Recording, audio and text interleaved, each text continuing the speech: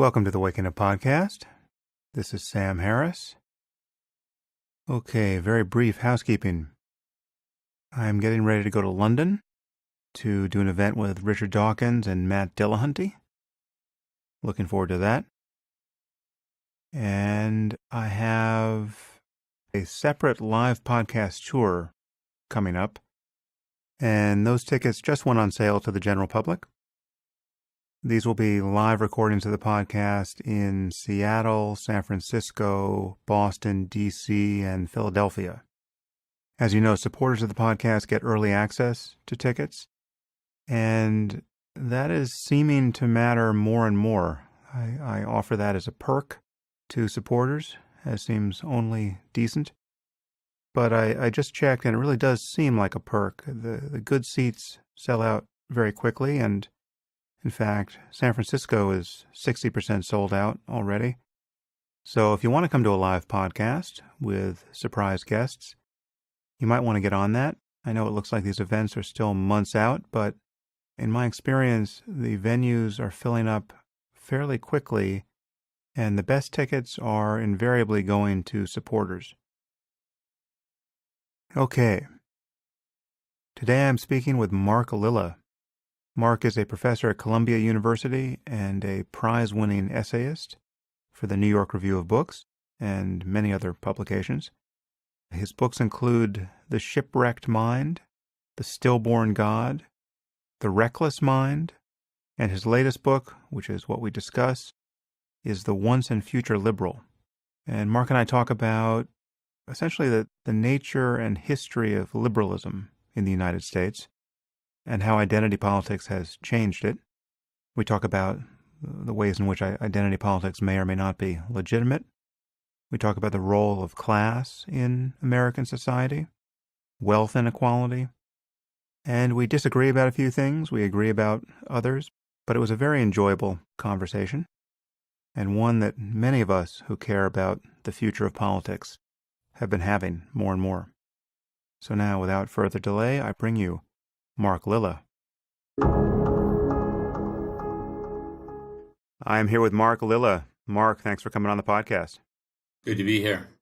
So we have a mutual friend in Andrew Sullivan. I think that was our connection, and Andrew is someone who I have sparred with to our mutual amusement and benefit, and he's the great example for me of someone who you can disagree stridently with and still become friends. This is really what I aspire to have all disagreements become, but it doesn't usually work out that way.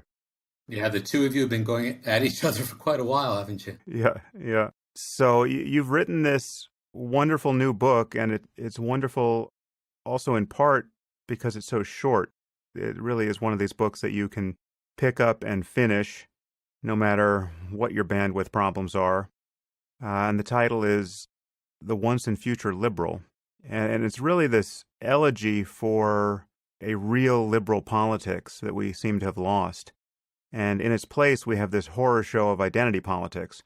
So before we get into this, perhaps you can just summarize your background as a writer and political scientist and journalist. How do you describe what you have done and focused on as a writer?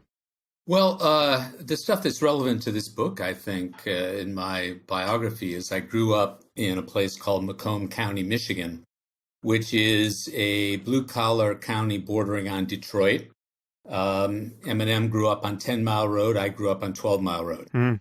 So Macomb County used to be, in the early 60s, the most democratic, lopsidedly democratic suburban county in America. By 1972, George Wallace won the Michigan primary, and the county went for Nixon. And ever since, political scientists have been studying it, and pollsters have been studying it as the home of Reagan Democrats. And I saw this change happen in my life. I saw it happen with my neighbors. I saw it happen within my own family, extended family, not my close family. And I've been puzzling ever since then about why it is that the party and liberalism more generally lost the affection and the enthusiasm of what used to be their base, their white working class base, and what might bring us back on course. So I got I started at Wayne State University, commuting, putting myself through school, got a scholarship to Michigan, and went off to the Kennedy School to study public policy. And when I was done, I was offered a job on the public interest by my professor, Daniel Bell. And the public interest was known as the first neoconservative magazine. But what neoconservative meant back in the 70s is that you were, as Irving Kristol liked to put it, a liberal who had been mugged by reality. Mm-hmm. And what that meant was that you were still a liberal, but you realized that a lot of the solutions or rather programs that we thought would solve social problems didn't do so well, and some of them were counterproductive. I realized that no one was paying attention to economic growth and also not paying attention to the white working class. So it was people and the working class more generally. And so it was that the party had been sort of captured by the activist class. So people who had been involved with, I forget what it was called, the Coalition for Democratic Majority. So Bill Clinton came out of that. Pat Moynihan was part of that. He was on our board. And so being a neoconservative meant being a kind of reform liberal, while liberalism sort of took off in its own direction after McGovern. And so ever since, I've watched these various, the lines between right and left and liberal and conservative move around. I don't feel I've moved that much. I've moved some, but essentially I'm still the kind of pre-McGovern liberal that I was back then. And so, I've been writing in the New York Review of Books about American politics, the American right. And then in my more scholarly work, I've been writing about modern attacks on the Enlightenment. Well, let's define a few terms here because there are these key words that you use in the book. So let's start with liberal. How do you define liberal? What does it mean? And perhaps you could disentangle it from, if it can be disentangled from the word left. Well, I think we have to talk about those two terms in the American context. The word liberal means something else in England. It means something very different on the continent, where it essentially means just radical free market views. American liberalism was always, I think, founded on or developed around two fundamental principles from the progressives through the New Deal. And the first was social solidarity, that we stuck together, that the Hoover Republicans were happy to let people fall off by the side of the road. And the other is that there should be equal protection under the law. And so those two principles were the principles that liberals professed. They didn't always live up to those principles when it came to practice. And then I think what was added on to that was liberal anti-communism and no illusions about Marxism and especially communism as both in theory and in practice. And so there was a kind of liberal anti-communist consensus, certainly, that continued from the New Deal down into the 1980s. And the left, I suppose you could say, includes some of those liberals, but there are people on the left who, while they accept some of those two principles of solidarity and equal protection, have always had a soft spot, if not for communism, then for Marxism, for movement politics, for radical movements seeking some sort of imaginary change, in my view. And so, on the left, I would say there were the sober people who were the liberals, and then everyone else. And what about the term progressive? Well, the word progressive, originally was sort of the foundation of liberalism, but progressivism was also very patriotic.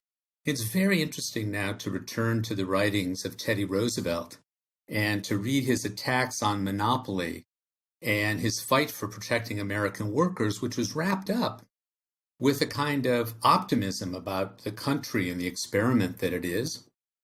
and a defense of America as a nation and as one nation, without denying the kind of social diversity that we have. He believed in a kind of unifying citizenship. And people who call themselves progressive have held on to the economic message, but they've lost that sense of the nation. And that's what I'm trying to bring back in my book. Yeah, you describe a time when liberals could salute the flag without embarrassment. And I must say that is a time before my time, or certainly before any time I can remember. Liberalism, at least in my experience, has always been associated with a kind of cynical distance from anything that could be called patriotism without any kind of self-consciousness. And I'm wondering when that happened. I mean, is this what Watergate in Vietnam did to liberalism? Well, I think it begins with the civil rights movement and the recognition that Democrats, in particular, had allowed Jim Crow to continue and flourish in the South. And that seemed to be a violation of what the country stood for and what liberalism seemed to stand for. And then, of course, Watergate, I think, was less important than Vietnam, which really broke the contract between the American government and the American people. You know, I saw this quite intimately where I grew up. A lot of kids served in Vietnam. And I had a paper route, and in the afternoons, I'd drive by at dusk, and I would see these stars in the window. Now, do you know what a star in the window used to be? No. Well, it used to be that if you had a child in the military, that the Army or whatever the service was would send you a little flag with a star on it. And what people would do, they'd hang them in the window with a kind of Christmas light around it so you could see that they had someone there. And the flags came in two colors. There was one color if your child was alive, and there was another one if he or she had died there. And so you could just drive by. I drove by on my bike and I would just see all these lights and the two colors and know when it was that someone lost somebody. And I was an altar boy. I served at funerals of families that lost their sons. And those people felt, on the one hand, betrayed by the government because it was clear that their sons were dying to no purpose. But they had even deeper anger at the elite class of journalists and writers and activists and kids on campus who were spitting on the flag that they had just used to drape the coffins of their sons. And I saw that happen before my eyes. And so it both disaffected these people from other liberals and also from the government itself, and made them cut them loose in a way for whoever came along. And Nixon came along promising to end the war. Reagan came along promising to make everything better, and on, and now Trump. Yeah. Well, we'll talk about anger at the elites eventually, because that is at the center of so much of what's going on in our politics now, and really on both the left and the right. Before we press on, what is identity politics? Well, I think the meaning of identity politics has changed. So I need to distinguish the kind of identity politics that began in the 50s and what we're living with now. With the civil rights movement, you had a movement that was focused on one identity group. And then you had the women's movement that did the same, and the early gay rights movement. And those identity movements, in a sense, weren't about identity. They were about groups, but they weren't so much about the inner experience of an identity. Rather, they were about making America fulfill its promise to make everyone an equal citizen. And so those movements were really about enfranchisement, that you say we're citizens and we're not full citizens. And so that is very consistent, to my mind, with the older liberal tradition. But then what happened in the 80s and on is that people who were wrapped up in the politics of these movements became very self-referential. And for them, an identity was not something that bound people together and to the country, but rather it became a kind of way of reflecting on difference. And a lot of social movements broke apart on the basis of identity resentments.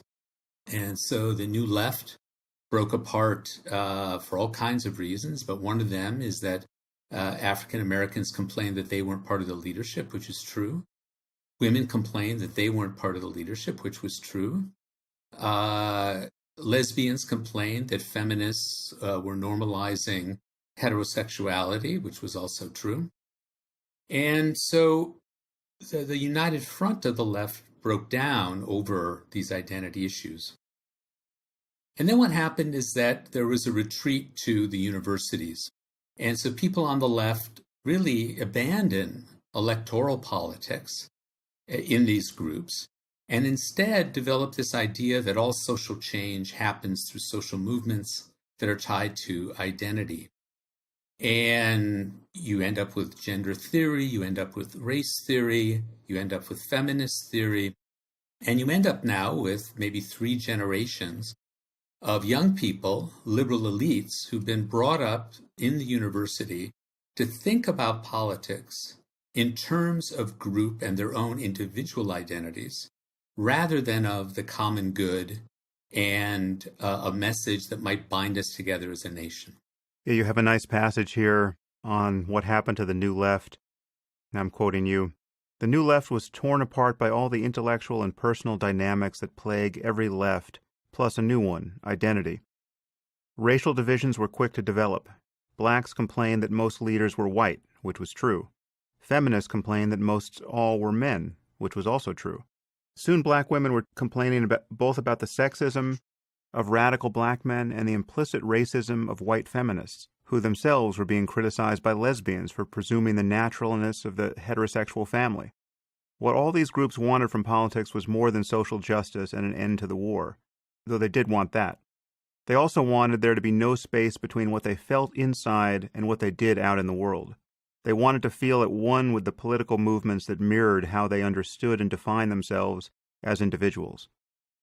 And I love that. I mean, that picture of fragmentation seems exactly what has happened.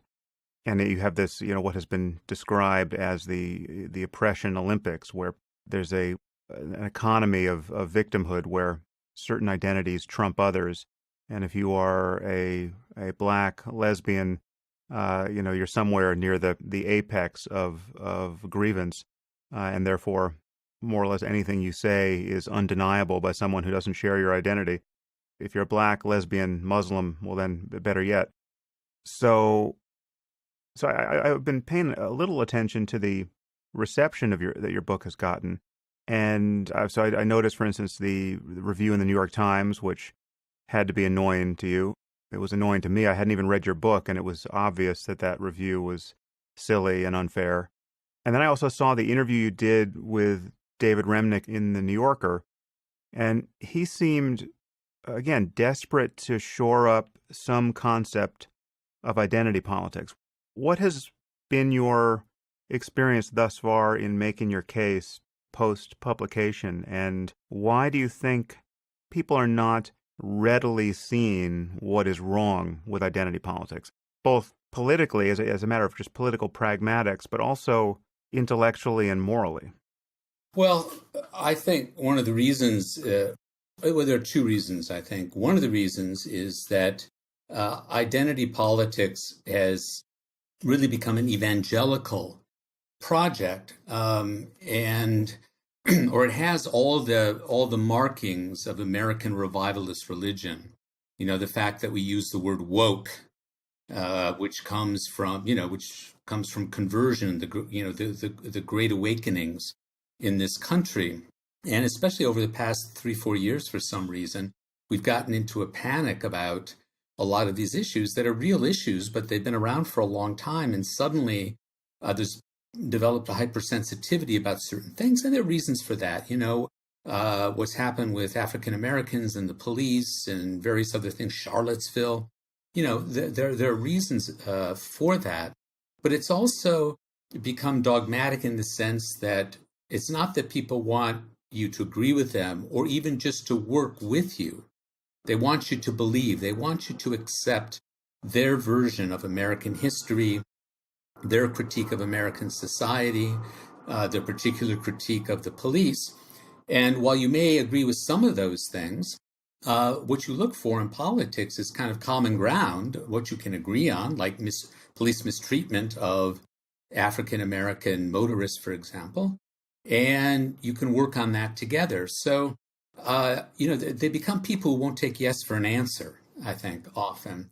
But the other thing is, I have felt in the reaction to the book that I put my finger on a real nerve or a sore spot. And that is that I keep saying in interviews, as I say in the book, that protecting minority groups is what we do as liberals. That's what we're about. You cannot protect anyone if you don't hold institutional power. Institutional power in this country is not just held in the presidency, it's held in the courts, Congress, and especially at the state and local level.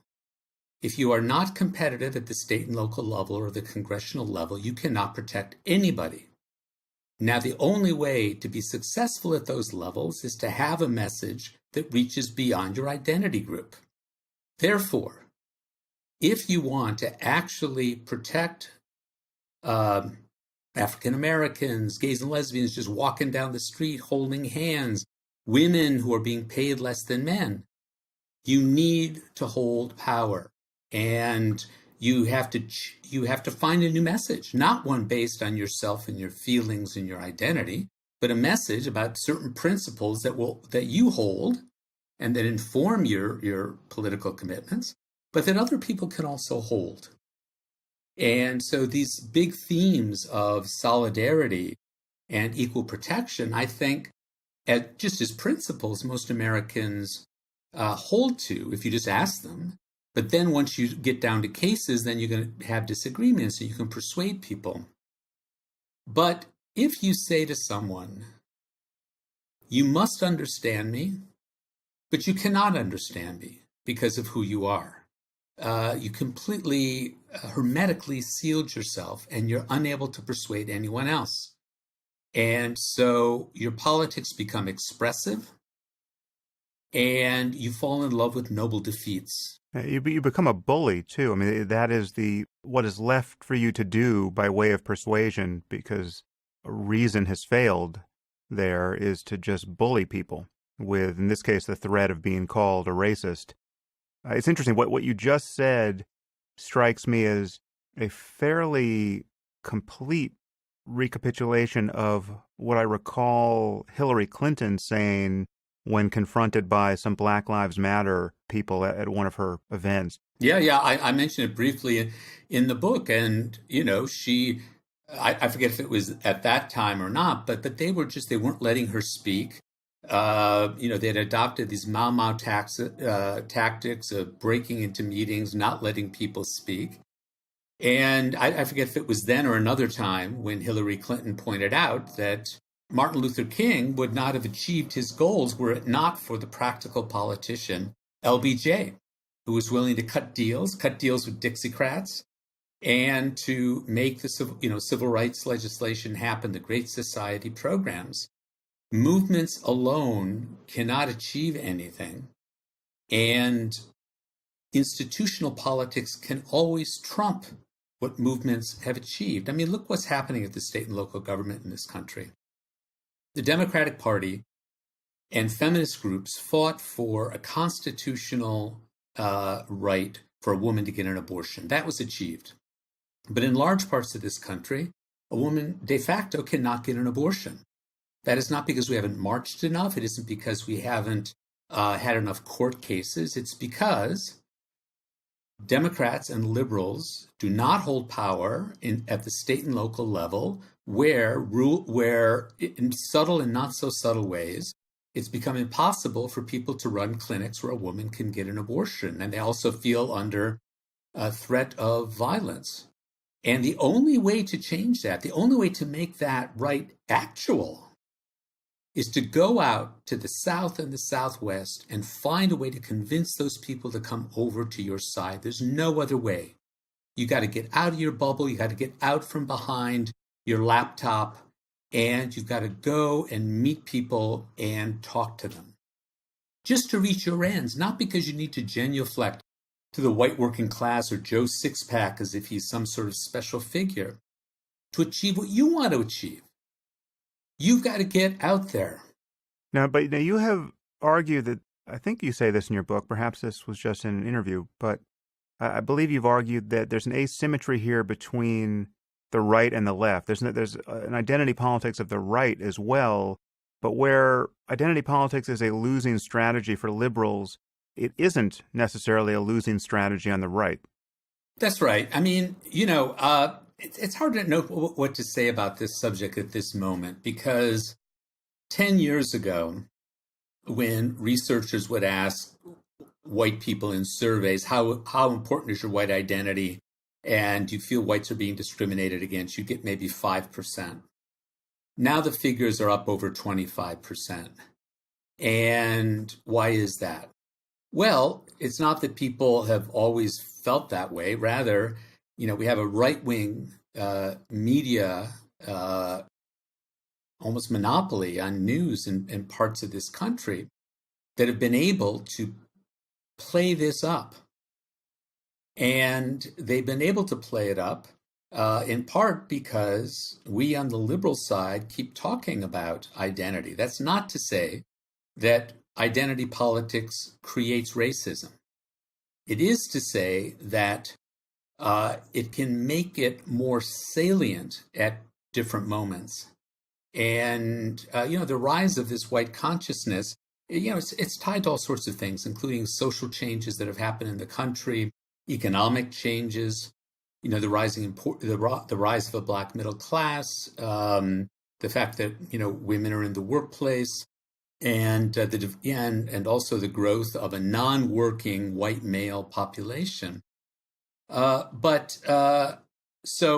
we're in a funny moment right now, but in this moment, at least, it's certainly clear, and Steve Bannon said this himself, that the more we talk about difference and engage in sort of campus opera buffa, the more we help recruit people to the other side to say we have an identity too. Breitbart ran an article about my book saying we've been saying this stuff for years and it's been working for us. And Steve Bannon said that in his famous interview with Bob Kuttner that got him fired. He said, keep talking about that issues. It's working for me, man. Just keep talking about them. Yeah. And on one level, it's just, if you're going to practice identity politics, you shouldn't be surprised when white people eventually practice identity politics of their own. But is it a consequence of the fact that whites are still a majority in the country, that the identity aspect of it doesn't prove to be a liability in the same way? I mean, to give you just a little more material here, I wanted to read another passage which points up, again, I don't know if this is the same asymmetry, but it certainly is an asymmetry, where you talk about how the web pages of the two parties differ. And you talk about, on the Republican site at the time you wrote this, there was essentially a white paper titled Principles for American Renewal. And it was just a statement of positions of the party and just a vision for, where the party wanted to take the country. And then you said on the Democratic website, there was no such document. Now I'm quoting you. There's no such document to be found on the Democrats' homepage. Instead, when you scroll to the bottom of it, you find a list of links titled People, and each link takes you to a page tailored to appeal to a distinct group and identity: women, Hispanics, quote, ethnic Americans, the LGBT community, Native Americans, African Americans, Asian Americans, and Pacific Islanders. There are 17 such groups and 17 separate messages. You might think that by some mistake you've landed on the website for the Lebanese government, not a party with a vision for America's future. I mean, I don't know if that's the same geometry of weakness there, but you can see how that kind of fragmentation, where we means nothing but diverse groups, each of which is solely empowered to attest to its own grievances by virtue of its identity. That's not a moral or a political foundation from which to argue in ways that will attract people from outside your group to form a common cause with you. Yeah, one thing I've learned in talking about the book is that I should have emphasized one thing more that I say, but I needed to put it front and center. And that is that you cannot understand any social problem in America without talking about identity. You can't understand poverty. You cannot understand unemployment. You can't understand incarceration policy if you don't address how these policies affect many of these different groups. That's absolutely right. And we're more aware of that now, and that's a good thing. But when it comes to addressing those problems and building a common vision for the country that will appeal to people who aren't members of those groups, that's the time to employ a different kind of rhetoric. And so often the response I'm getting from people is, but how can we not talk about identity because identity is important in all these ways? That's true. So when you analyze a problem, you know what your commitments are once you understand the role of identity in this country. But in order to follow through and achieve a result out there and not simply express yourself and make yourself heard, politics is not a speech act. Politics requires a common effort and persuasion, not self-expression. And so it requires a kind of double-mindedness, I would say now, about identity, recognizing it to understand the country, speaking in a different way in order to try to do something about it. I guess I'm going to sound more skeptical of identity than you do, at least in this moment. I mean, again, I hear you arguing that it's politically imprudent to emphasize identity as a matter of moving forward, but I just actually think that for most of the problems, and certainly for every problem where identity isn't actually the relevant variable, it represents a moral and intellectual error to be speaking in terms of identity. So I'm thinking of what the writer and philosopher Rebecca Goldstein recently said. She said, to the extent that we're rational, we share the same identity. That really gets at the heart of what my concern is with identity politics. It's that, I mean, that is what it is to be rational.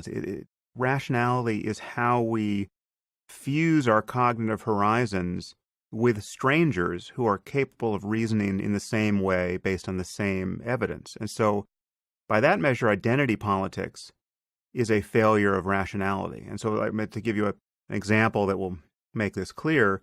If you and I were going to talk about what's wrong with Black Lives Matter right now as a movement, we as two white guys talking about this, we are guaranteed, absolutely guaranteed, to be attacked as racists by people in that movement just for speaking critically about it, no matter how legitimate our criticism is. And these charges of racism will come without any evidence to substantiate them, apart from the fact that we spoke critically about the movement, and without any apparent awareness of a burden to rebut the substantive points we actually made about the movement. So, I mean, this gets at the heart, again, of what I think is so toxic about identity politics, is that, I mean, if there are things that are wrong with Black Lives Matter, the color of a person's skin is totally irrelevant when pointing these things out. And the core of Black Lives Matter seems to be not understanding that fact. And obviously, I'm not saying that a person's life experience doesn't reveal certain problems to him or conceal others from him. And this is a point you make in the book, and this is a point I've made on this podcast. A white guy like me or you can't claim to know what it's like to be a black man driving a car and being pulled over by the cops and searched without due cause. If it's not an experience we've had, there's something we're missing there.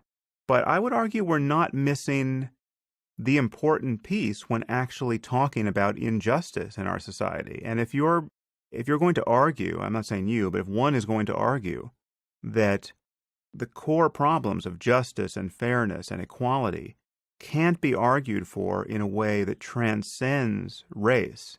It just strikes me as manifestly untrue and also totally counterproductive for the people who need those arguments most right now. Well, here we're going to have an interesting disagreement, actually. Cool. So this will be fun. To begin with, I think it's true that a lot of our problems that we face right now have nothing to do with identity. I mean, the problem of monopoly in this country, I fail to see, or dealing with North Korea or environmental problems, I fail to see the identity angle to all of those. There are all sorts of issues that we can talk about. But it's true that Americans right now are overly identity conscious, I would say, and have an idea of sociological categories. You know, I find out which box you go in, and that's your identity, and so I know what you're going to say and what you believe. That's all right. But on the other hand, it's important to identify with something in order to motivate action and to build solidarity. I do not jump into the water to save my drowning mother rather than someone else who's there drowning because I have a rational argument. I do it because I have a feeling. And those feelings we might want to criticize afterwards, but we know that it gives you a pre-commitment to at least somebody, right? And so it makes perfect sense to me that, let's say, a college-educated, middle-class African-American who may no longer face the discrimination of his parents and grandparents, to feel a sense of solidarity with the group that will make him want to actually act and not simply make arguments in the marketplace. You know, what gives our lives some thickness is a little bit of partisanship. I mean, we're partisan. I'm a partisan of my family over your family. If push came to shove, it doesn't mean we're going to be the Hatfields and the McCoys. I have a pre-commitment to my country, and we want to rely on that as well. You know, and so this picture of, you know, that there is no direct route from the rational mind to human action that does not pass through something emotional. Right. And, you know, Plato understood this. I mean, all these earlier myths of what we are inside psychologically, that we have three parts. We have a rational part. We have an appetitive part that just desires things. And then we have this thing in the middle, which is emotional. It gets attached to things. It is not rational, but it can be trained by reason. And so, you know, I think it, you know, would be a terrible thing if we lived in a world without that identification, and if we were just elementary particles floating out there. Because why sacrifice? You know, I got a lesson in that when I went in the 1980s. I spent some time in Poland during the Solidarity years, and I had ceased being a Catholic long ago. But I saw the power of Catholicism to make people stick together and fight communism. So they associated the religion with the fate of the nation. Now, that's now leading to all sorts of problems in Poland because it's taking this anti-liberal turn. But it's also the case that people would not have resisted without that sense that some identity thing bound them together. That's a move, I think, that is not necessarily warranted because you're not sure what the counterfactual situation would be. And I mean, I would argue that, yes, it's absolutely clear that tribalism of all kinds is energizing, and religious tribalism is especially so. But the idea that you can't find a non-sectarian source of energy in the face of evil, right, or in the face of dysfunction, or in the face of injustice, I just don't think that's true. You know, if there's a hurricane bearing down on your city and you have to start filling sandbags, the hurricane is motivating enough.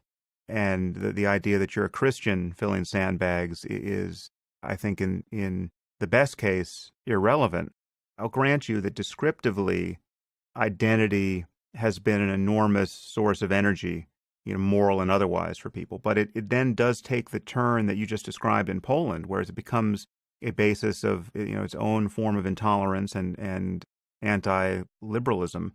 And just to roll back to what you said initially on this topic, if I have to pick a side, I'm on the side of someone who's making sense, right? And the moment a person of my religion or my skin color or my political party stops making sense, I'm on the side of the person of whatever skin color or whatever religion or whatever political party who points that out, because error is the problem. Dishonesty is the problem. Confirmation bias is the problem. Delusion is the problem. And I just see pegging anything of real substance to identity is a kind of anchor to delusion, or it's a kind of machinery for producing delusion, or at least self-deception in the future, in the most benign case. And I think the analogy you drew to saving your drowning mother as opposed to my drowning mother, I mean, those are the kinds of examples that while understandable, I mean, you would think there's something wrong with you if you were, as someone like the Dalai Lama professes to be, indifferent to who you save because all beings are equally ends in themselves. There's something about that ethics that we can't totally embrace and feel good about ourselves, at least most of us. But those are precisely the cases of bias that can't be mapped on to society at large, and we constantly correct for them with our institutions and our laws, and not only do we feel good about doing that, we see that's the only way to go. So, I mean, the example I've given on this topic before, when I've spoken about the ethics here, is that obviously I'm partial to my child and most concerned about my child's health. And, there's lots of sick children in the world who I don't spend much time thinking about, but the moment my child gets sick, it consumes my day. So when I show up at the hospital with my child and something's really wrong, I want to be seen as quickly as possible. But I don't actually want a hospital that is unfair. I want some process of triage going on in a hospital that I know will occasionally work to my disadvantage and the disadvantage of my child. But I just know that given everyone's competing interests, and given the fact that somebody richer than me is going to show up at the hospital sometime when I'm there, a fair system is the only system that is in fact ethical. And I think that gets us out of identity the moment you have to map it on to society at large. Well, it seems to me you're leaving out really human imperfection and the imperfection of institutions. Most hospitals, it's not a question of them having their ideas wrong about who should be treated. It's that they don't have enough resources. They don't have enough time. And if you're in an emergency room, I've spent a lot of time in emergency rooms with family members that I've had to defend. You'd better be an advocate, right? Oh, yeah. Because you're in you might say, non-optimal ethical situation, and all of life is non-optimal.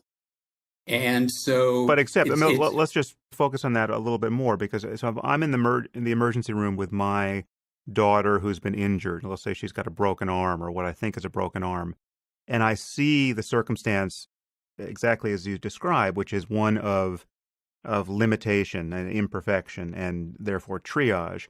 And I'm, obviously incredibly impatient to get my daughter seen. She's extremely uncomfortable. I'm advocating for her at the desk, and the nurse or doctor looks at me and says, "We'll see her exactly as soon as we can. This patient over here is before you, and this patient is going into cardiac arrest," right? That is an argument. The answer to that from me, if I'm an ethical, sane human being, isn't "fuck you, my daughter is the most important child on earth." But what if there are two children? They can only have one child. In terms of triage, there's no difference between the two of them. You're not going to advocate for your child? If you push me truly into extremis, and these are both we truly have an emergency on our hands, and one child is essentially going to die, well, then I can't really attest to how sane I will be. But I'll tell you who I think I should be in those moments is someone who doesn't lose his awareness of the fact that other people are just as important to themselves and their children are just as important to them as I am to myself and my child is to me, and that there is a stepping out of oneself. There is a kind of view from nowhere that is a norm, that is, again, something that we lose sight of. But when we're making laws and building institutions and designing our society, that's precisely what we try to hold on to. I mean, there is a kind of a Rawlsian veil of ignorance here that is so incredibly useful because it is clarifying of all of the kind of fragmentation you are describing here, of mere identity and mere, this is my team and it's us against the world. Sure, but the problem with all those, I agree with you about ideally about our institutions. The problem with all those principles is that they don't always motivate action, which is what we want. We don't want people to have their ethics right. We want them to actually do the right thing.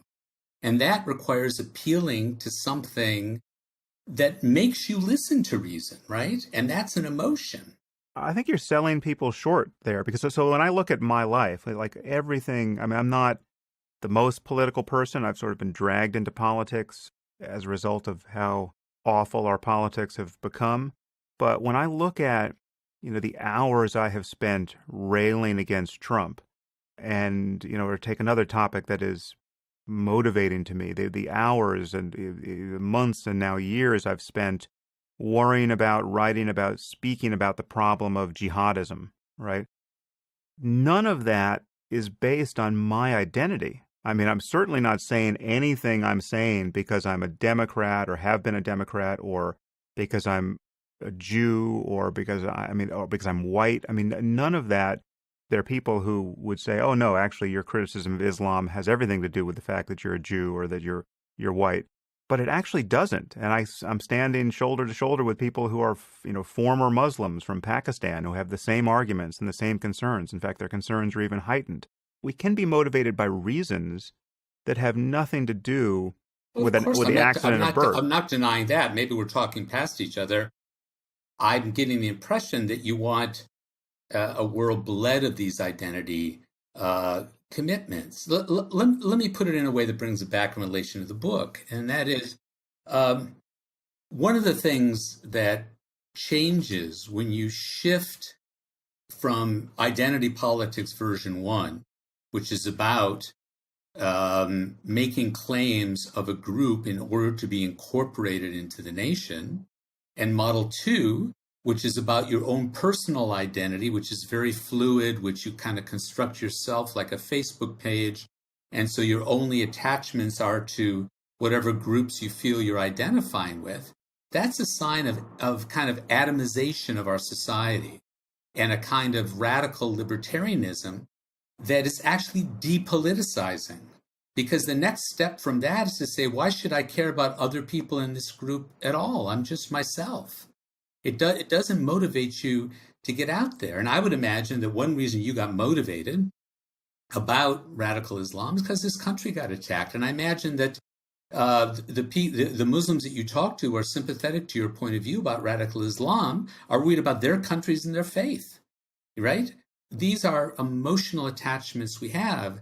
And the more atomized we become, whether it goes from the nation to a group, to me as an individual and my special little identity within, the less we get together to do something. And so, at the end of the second chapter of the book, I say there's an odd overlap between Reaganite individualism that said, it's everyone for himself in the market, and a kind of identity individualism that says I construct my own identity. I have no pre-attachments to any group, or certainly not to my country, so that identity politics becomes a kind of Reaganism for lefties. I think that's right.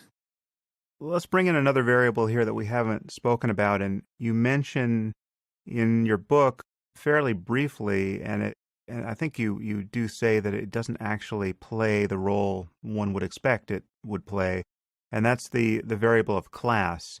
Why isn't class subsuming most of what we're talking about here? I mean, I would think, just naively, that class would trump most identities, which is to say that a truly wealthy Black person or Muslim or LGBT person would perhaps on many of these questions have more in common with a truly wealthy person of a different identity than he or she would with someone who's classically in their in-group who happens to be poor or really disadvantaged in that way. So talk a little bit about class and why we haven't just been talking about class for the last hour.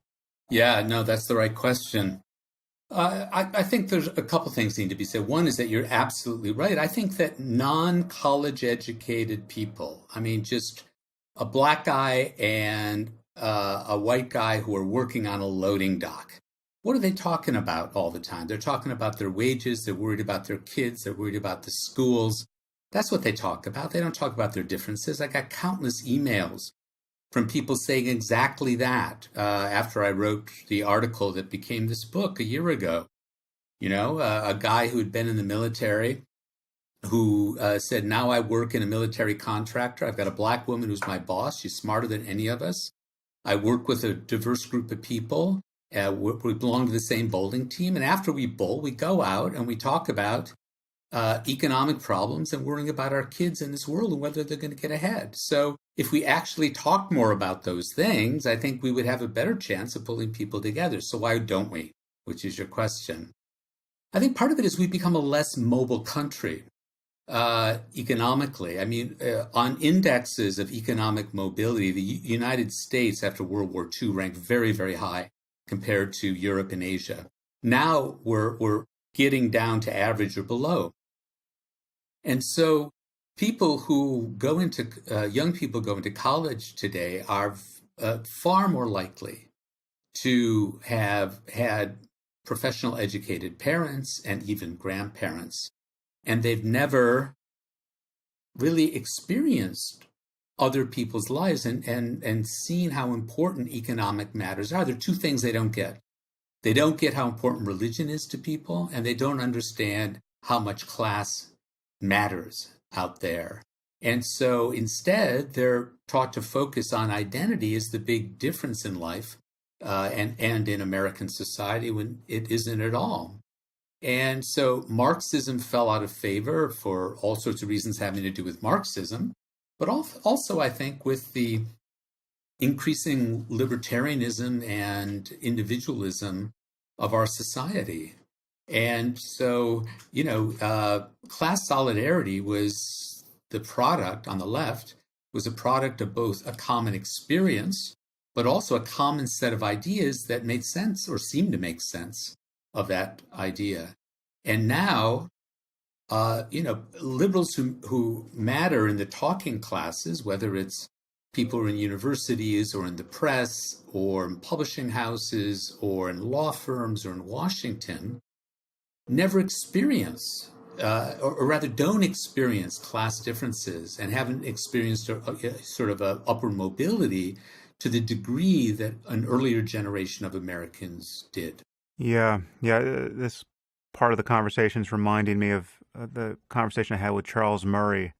And I'm sure you're familiar with his thesis of just how... No, I listened to that podcast. Yeah, it was very interesting.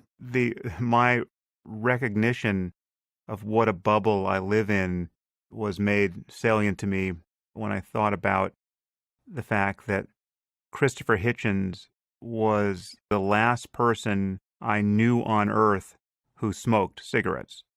And I really can't say that with a straight face.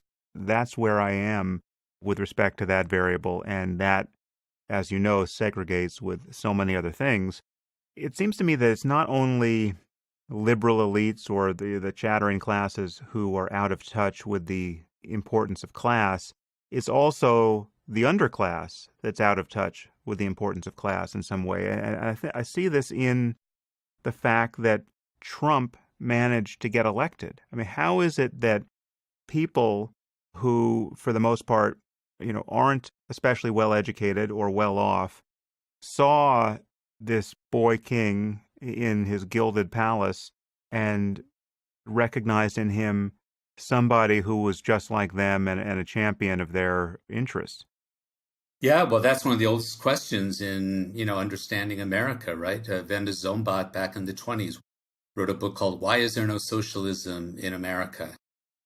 Because you had this working class and they didn't seem to be aware of it. And so socialists and Marxists for years tried to raise class consciousness, and they had some success. But part of the problem is that the rhetoric of class that comes from Europe doesn't match onto American experience in the same way. This is a country with bourgeois aspirations, even in the working classes. And you also have an elite that up until recently was not a hereditary elite, which is what Charles talks about in his book, but is becoming increasingly so. And so Charles points out in the book that it used to be that American presidents sort of ate and drank alcohol the way most Americans did. They had canned peas, and they had a little alcohol and no wine with dinner, and they watched a Western at night on TV or at the movies.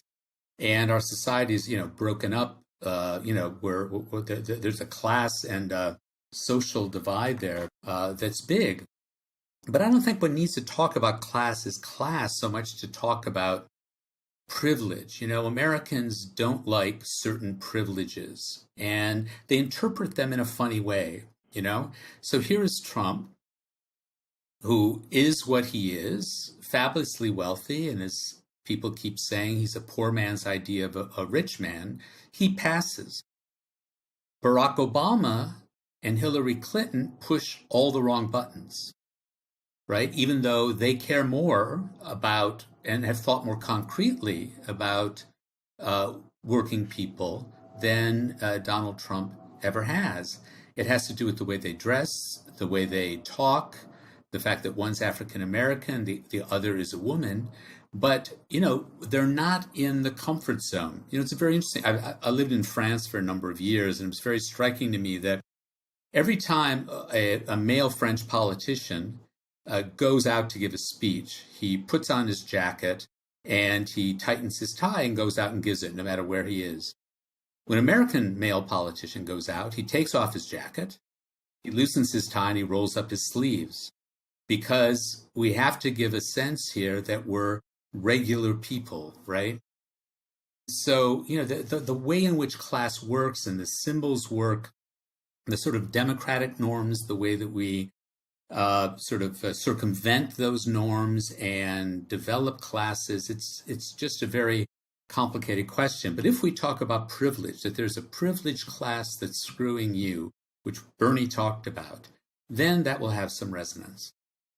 Yeah, I guess there's another aspect to it, I think, which is aspirational, and this is to some degree uniquely American, where no matter what class someone is or how far to the wrong end of the tail of the bell curve they are economically, there's this sense that their lottery ticket might always come in, right? And so I was given a glimpse of this when I once wrote, I think it was in 2010, I wrote a couple of articles about just worrying about wealth inequality.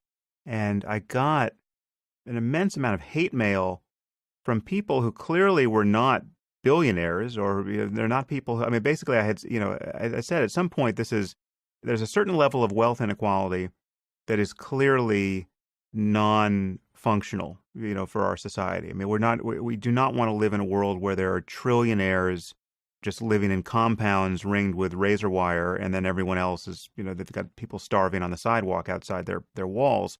So if you grant that, at some point you have to want to redistribute some of this wealth. The billionaires need customers, right? And they need educated customers, and so even if it's just self-interest alone, if you're someone like Steve Ballmer, I think who I was talking about at Microsoft, who had just put down at least $1 million to fight having any income tax at all in Washington, I said, at some point you have to recognize that you, as a fantastically rich person, benefit from being surrounded by happy, productive, creative people who are not immiserated by need at every moment. Even for only selfish reasons, you should want a reduction of the most extreme wealth inequality. And for making that argument, I just heard from people who were outraged. I mean, this was a kind of taboo that I had articulated. And these were people who clearly thought on some level that they were going to be the next billionaires, or I mean, I'm sure they would not frame it that way, but I can imagine there are people who look at Trump in a kind of aspirational way, which is, at some point my life may take that turn toward the gilded palace, and therefore I want to live in a system where you get to keep all your winnings without any self-consciousness, and you don't redistribute anything to my shiftless neighbor. Yeah, well, we've always had trouble with the language of redistribution, which is why I think we should never use the word politically. It's one thing to talk about disadvantage, not being given a chance. Americans vibrate to that. But when it comes to actually moving money from person A to person B, they feel that's a violation of something deep in what America is supposed to be. So it's very hard to develop a rhetoric and a message that gets people together in order to win elections and to pass legislation without tripping along all of those wires. Though I have to say, one thing that Donald Trump did, even though he is a billionaire, is that he attacked other billionaires, and he attacked Wall Street, that's for sure, before bringing it into the cabinet.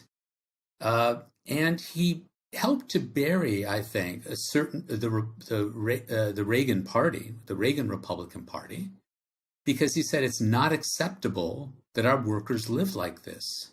Now, no Republican had said that since 1980. I mean, workers were left to fend for themselves, and we were supposed to be against unions, right? That citizens are just roadkill. They're the tail of the distribution. Life is tough. Or they would say, don't worry about it. Tax cuts will solve everything. Well, there's not a single person in America left who believes that tax cuts will solve anything.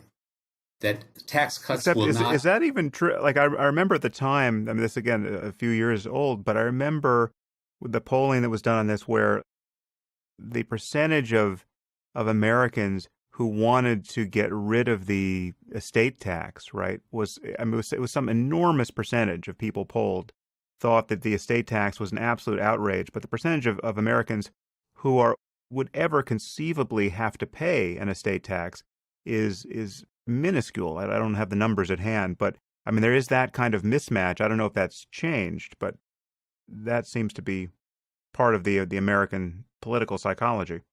Yeah, what they worry about, is something quite concrete for them, which is I was finally able to buy this house, thanks also to the government that gave me a tax deduction on the mortgage. And I just want to pass my house on to my kids. That's pretty much their biggest asset, right? And so somehow targeting bigger estates and letting these people know that we're not targeting you is a difficult thing to do. Though it is true, and Bernie would point this out on the stump, that when you mention particular policies, like do you think that workers should have decent health protection? The answer is yes. Do you think workers should be paid a living wage? Yes, they do. And so you put before them various progressive and democratic liberal policies, and they say yes to them. Then if you ask them, does that make you a liberal? They say, no, I'm opposed to liberals. So that is a sign that there's a cultural allergy there that is not just about the policies. Right. Well, there's something wrong with the word, too. I mean, all these words we're using, even on my tongue, are now pejorative, or at least I have to identify with them with some caveats. Liberal has a stink on it, so does progressive. I mean, that progressive is now almost interchangeable with social justice warrior. I mean, we need words with which to frame the path forward, and you use one word which actually hasn't come up much in this conversation, but which you invest a lot in your book, which also doesn't really trip off the tongue, and you acknowledge this, and that word is citizen. And you're arguing that we really need this concept of being a citizen dusted off and brightened and put forward as a kind of an organizing principle. Yeah, because it is true that we have a multicultural society. We have a diverse society. People think of themselves as belonging to various groups. But there's one thing that we all share, and that's citizenship. And I know that sounds like some school marm standing up at the blackboard and tapping a pointer at, various amendments to the U.S. Constitution. But the idea that we, as citizens, get to determine our future should be very empowering. And there are two sides to citizenship. One is that you have a claim on society. And even more importantly, from my point of view, is that you have a duty to society. We don't have a language of public duty in this country right now because we have two competing libertarianisms, one on the right and one on the left. And there's no sense that you owe something to your country and that your country owes something to you, that it's reciprocal. But, it was not so long ago that JFK was able to say, don't ask what your country can do for you, but what you can do for your country. And it was an electrifying moment. I'm old enough to remember sort of that was still in the air into the late 60s. But we don't feel that now. We don't speak that way. Can you summarize the reasons for that loss of connection to the notion of duty on the left and the right? Are they the same, or are they different sources of skepticism there? Well, I can think of various explanations. I'll give you one that I think someone like David Brooks or Ross Douthat might give, and that is that we have delegitimized the notion of duty in every part of our society. It's not just in relation to citizenship, but by becoming a less religious society, by becoming more individualistic, both in our morals and in our economy, that technology has separated us more from each other. We actually have become elementary particles. And so we all yearn for some belonging to something, but we won't accept the idea of duty. And that's been a big change in American society and modern life. It's not just happening here. It's happening in any country that's gone through a modern transformation. And so that's one explanation. I think parts of that are true. There are parts of it I wish weren't true, but are true. But I don't have an answer fully to that question. What I do know is that in the 1950s, people were complaining about young people as being this lost generation that was not political. All they wanted to do was go surfing and get married and, go to go-go bars and things like that. And then Kennedy came along, and then 60s radicals came along, and suddenly there was a sense of common political purpose as citizens. So I have no idea. I just, at least I want to put it out there that a lot, we can't accomplish much if we don't feel. It's a feeling. It's not a principle. It's not a moral principle. And that may be where we differ. A feeling that we owe things to others that's instilled in us at an early age. Yeah, well, I guess I wouldn't separate feeling from principle or reasoning even in quite the same way. I mean, I feel something very strongly when I see someone obviously not making sense, right? It's a doubt or a rejection of somebody's claims as obviously untrue feels a certain way to me. And and this is something I've spoken about on previous podcasts, but there's neuroscientific work, some of which I've done, which suggests that this separation between reason and emotion never made any sense and doesn't make any neuroanatomical sense. But I think actually there was one explanation. I don't think you discussed it in this context in your book, but this does seem relevant. In your book, you describe how one of the pathologies on the left that is either the cause or consequence of movement politics or identity politics is this notion that we basically have made no progress at all. In the Black community or in Black Lives Matter, it's the racial injustice is spoken about as though we are, 15 minutes past Jim Crow, and you can say the same for all these other identities. There's something about this notion that if you're not acknowledging any progress, if you can't say for whatever reason that we have made massive progress on race and gay rights and women's empowerment, well, then you're kind of disconnected from reality, because obviously we have made significant progress there. But you also, this does seem to cancel this sense of duty to one society, because what you're saying is society has completely failed you, right? You're still in this state of emergency that has never changed and goes all the way back to, slavery or women's suffrage or gay men in the closet or whatever it is. And that's disempowering and kind of canceling of this sense of working collaboratively and profitably with society as it is.